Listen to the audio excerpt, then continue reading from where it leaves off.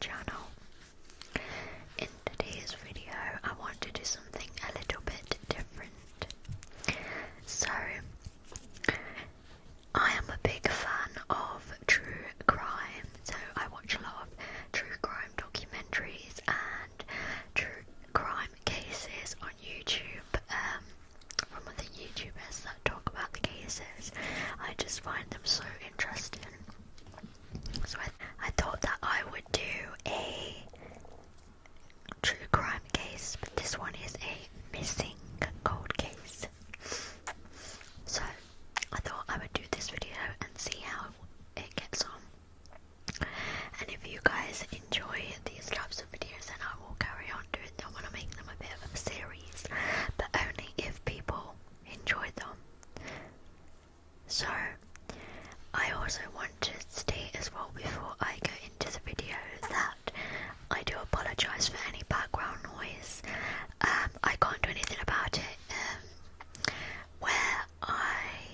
In the UK, where I'm from, it is so warm at the minute that I have to have my windows open because I can't not, because it is so warm. So I have to, and unfortunately I live on a busy neighbourhood. It used to be quiet, but it's not anymore. And we just have a lot of machinery going on, people talking. I've got my rabbit in my room that's just dying. So yeah, I do apologise, but there's nothing else I can do. Even at night time, our neighbours across the street are so noisy. It's just it's annoying. But anyway, there's nothing I can do about it. So. But just try to make it out as a background noise and just focus purely on the video. Anyway, so with that being said, I also am making this video purely just for you guys to listen to and just for ASMR and to relax and listen to this pure whispering video.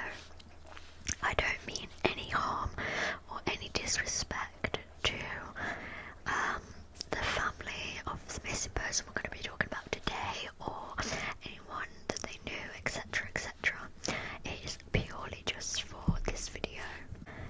Sit back and listen and enjoy. Okay, so the person we're going to be talking about today is called Angela Hammond. And this is a cold case, so she's still a missing person. And I think it's been about 31 years, basically. It's been about 31 years since she was last seen. So this information that I'm going to be giving you is a bit all over the place, but I'll try to make it make sense, because I've just wrote a load of research down on different sites and stuff. So it's kind of a bit all over the place, but hopefully it will make sense to you guys. So let's first start off with a bit of background. So Angela was born in Kansas City. Her parents are Chris and Marsha. They both decided to move closer to Marsha's parents' house.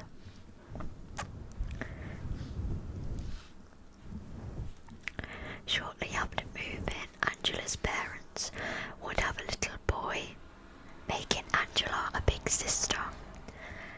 It was said that she was a very smart and witty and a very driven young lady. At the age of 19, she started dating 18-year-old Rob Shaffer. I apologise if I'm pronouncing his name wrong, but I think it's Shaffer. Rob was a football star at the same school Angela had attended. Both of them were popular. They were both smart, funny, and very likeable, so they both got along extremely well straight off the bat. In January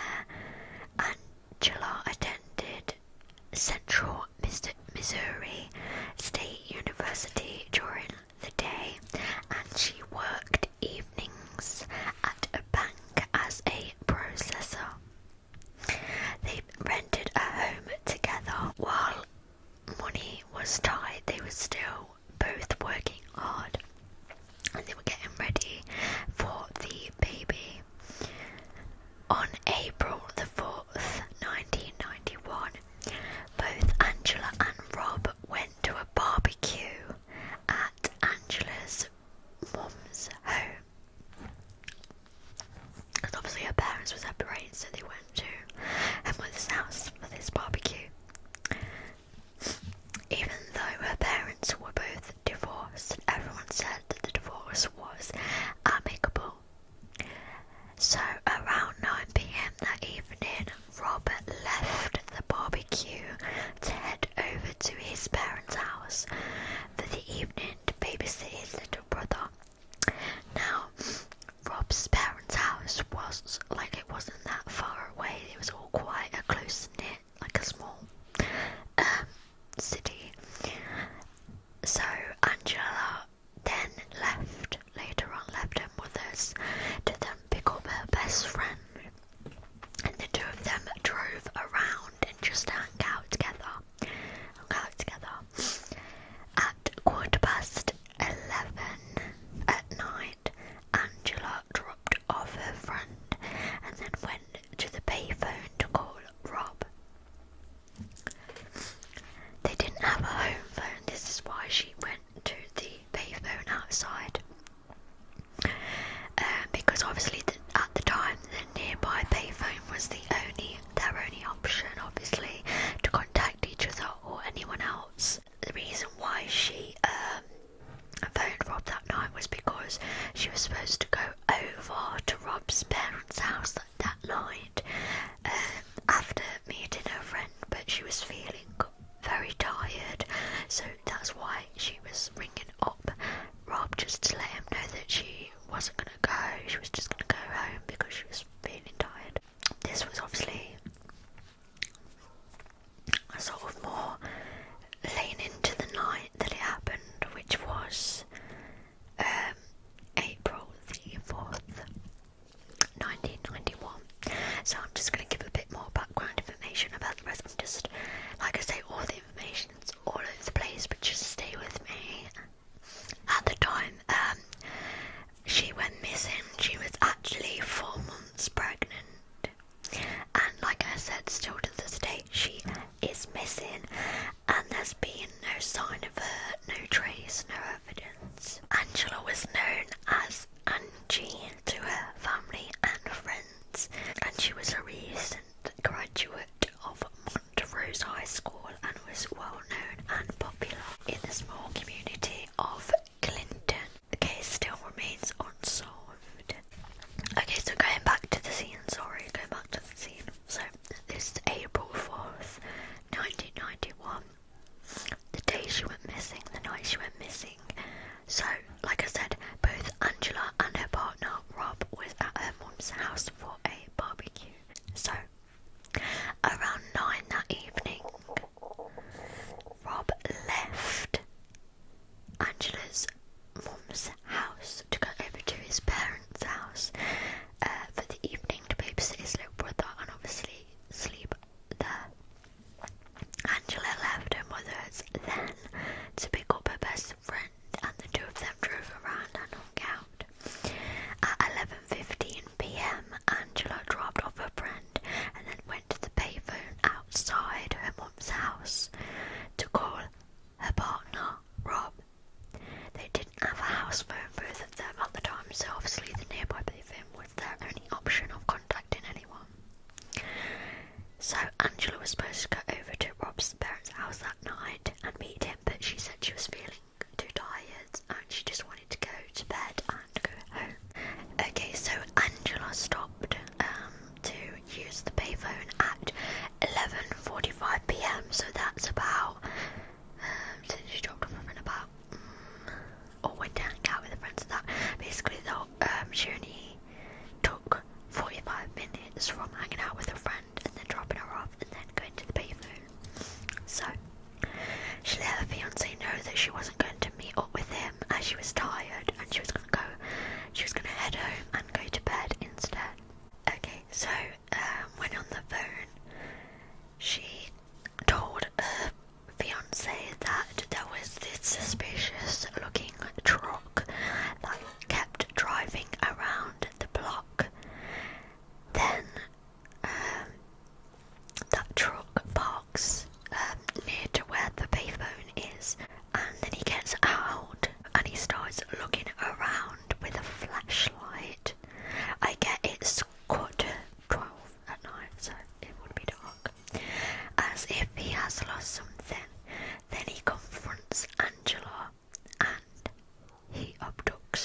before this though, she was describing this man that was hanging around in his truck, being suspicious, hanging around the payphone.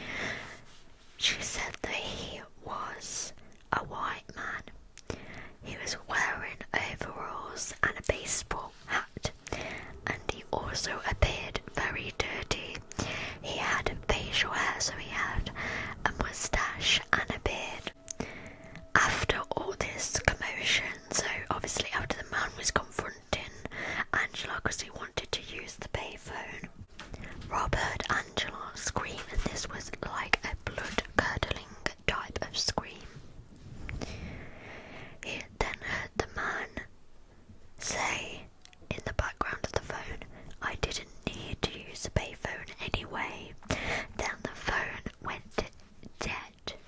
After the phone line went dead, her fiance Rob immediately went to his car and drove to where Angela was, and this wasn't far away, like I say, from where he was at his parents' house. So when doing so, he drove past a guy in the truck, and Angela was apparently screaming his name over and over again for help. So he turned around after hearing this and tries to follow the truck, but his transmission failed in his car, and his car just broke down, and the guy in this truck got away with Angela in the back, and since this, Angela has never been seen again. So now we get to more of the investigation, the police work, etc. So the police worked on drawing up a sketch of this guy, said guy, and apparently that someone said that he looks nothing like the man that Rob had described.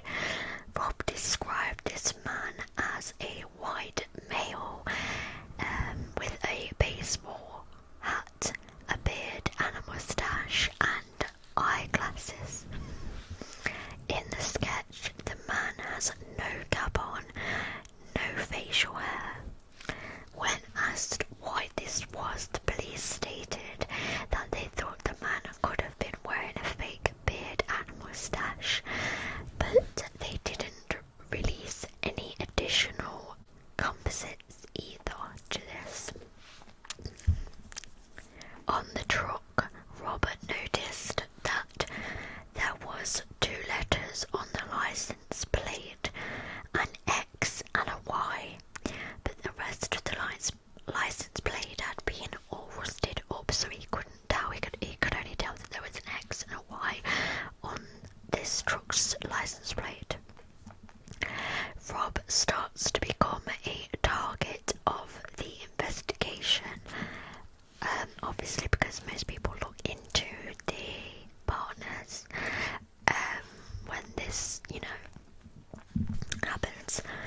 So he does take a polygraph test at the station, and he does pass this polygraph test, but the police do find his story very unusual.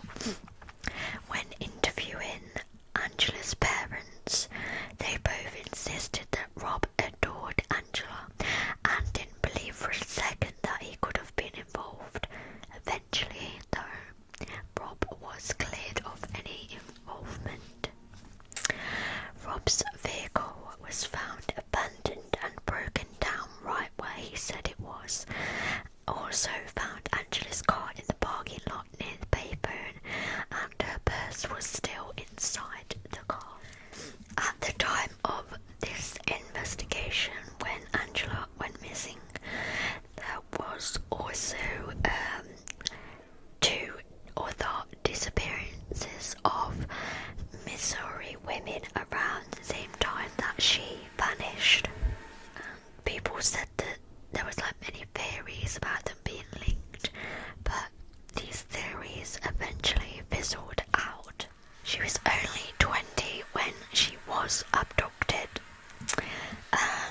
The police thought that this kidnap was sort of a mistaken identity, and it was meant to target the daughter of a police informant. Helped bust a previous drugs ring ransom note suggests.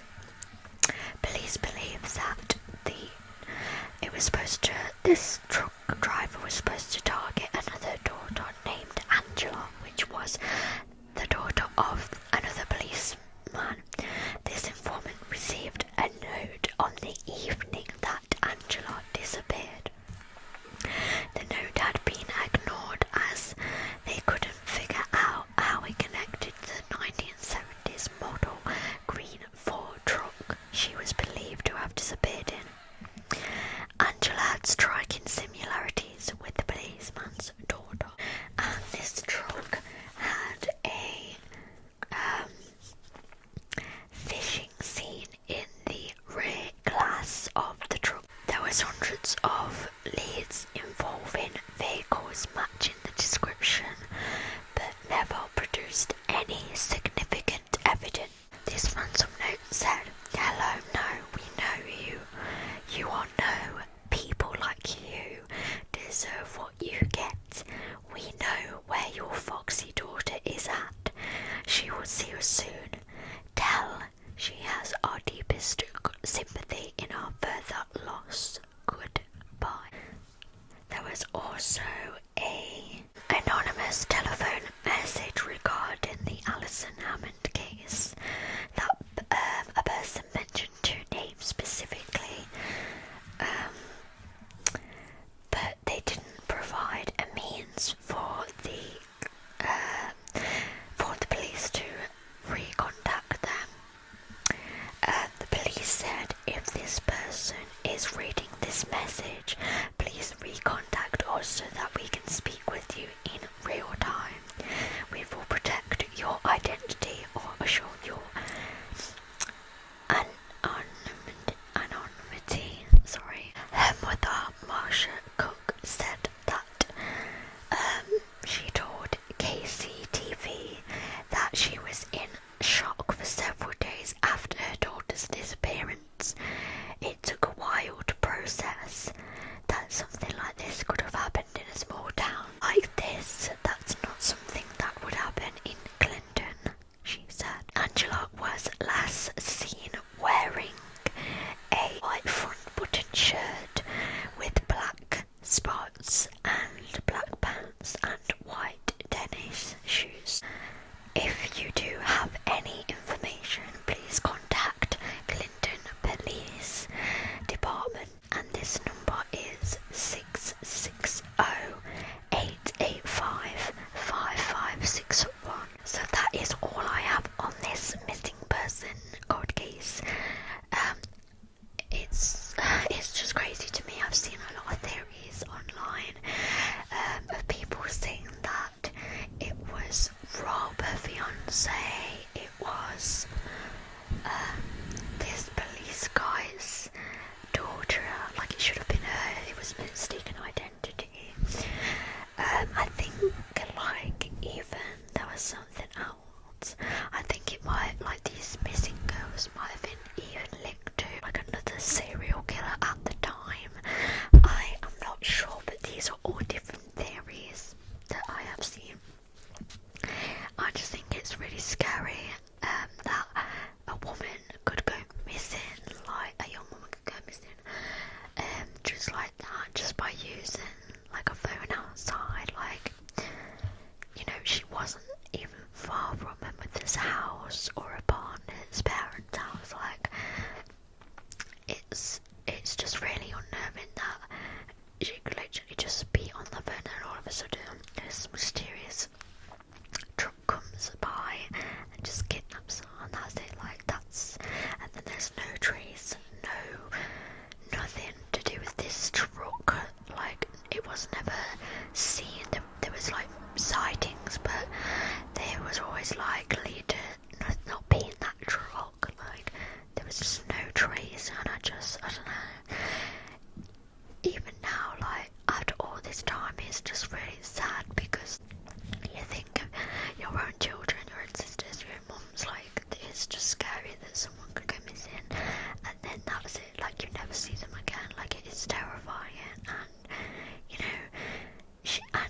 also vulnerable. I mean, she was pregnant, so it's not just that, it's a baby as well. It seemed like her fiance did love her, but reading this case, it just seemed weird how he like couldn't, I don't know, like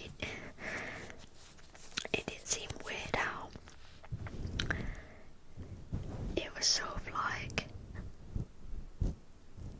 not, I don't know, it just seemed a bit weird, like his story, so I get where the police was coming from, but at the same time I think the police were dismissing things, but I don't know, I really don't know what I think, but it truly is a really sad, shocking case, and I just feel for the family and friends of Angela's Hammond. I really do.